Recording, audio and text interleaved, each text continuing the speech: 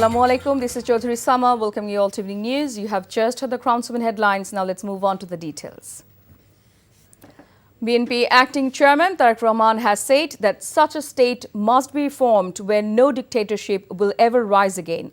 The BNP acting chief made the remarks while virtually speaking at a discussion on the party's 31st point state reform proposal held at Lakeshore Hotel in the capital today.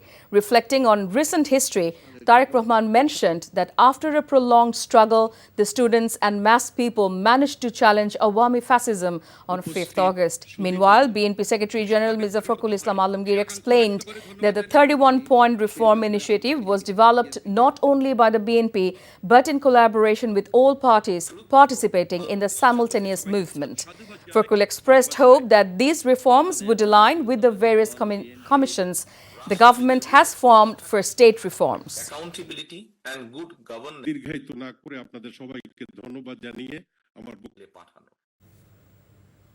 Chief Advisor Dr. Mohammad Yunus told AFP that reforms were needed before his country could elect a government following the ouster of autocratic former ruler Sheikh Hasina. The speed of reforms will decide how quick the election will be, the Nobel Peace Prize winner and microfinance pioneer said in an interview on the sidelines of the COP29 climate talks in Baku. But he insisted that he would steer the country towards a democratic vote.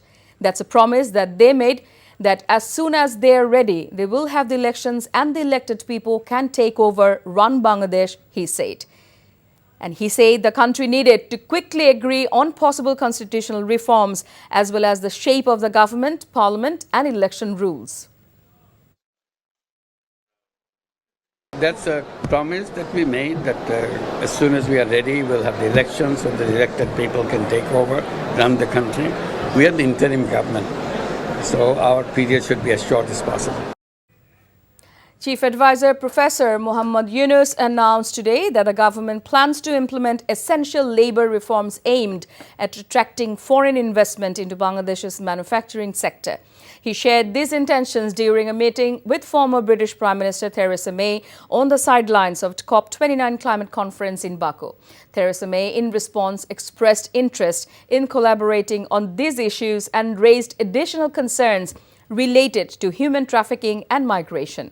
Yunus underscored the importance of expanding legal migration channels to Europe for Bangladeshi workers, which he argued would help reduce irregular migration and human trafficking risks. The High Court declared the immunity provision in Section 9 of the Quick Enhancement of Electricity and Energy Supply as illegal and unconstitutional. The 8th bench of Justice Farah Mahbub and Justice Debashish Rai Chaudhary passed the rule. On September 2nd, the court issued a rule questioning the legality of the immunity provision in Section 9 of the Act. Senior lawyer Dr. Shadin Malik submitted the petition challenging the validity of the immunity related to quick rental and the purchase provision.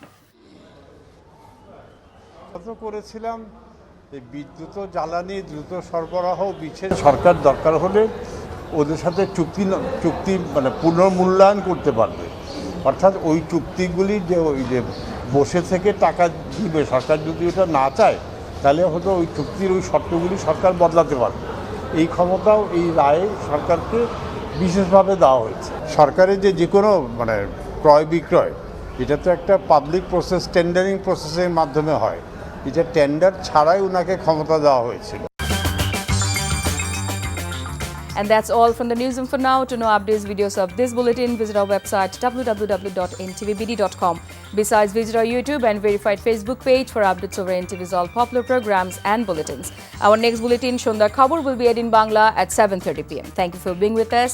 Have a good time.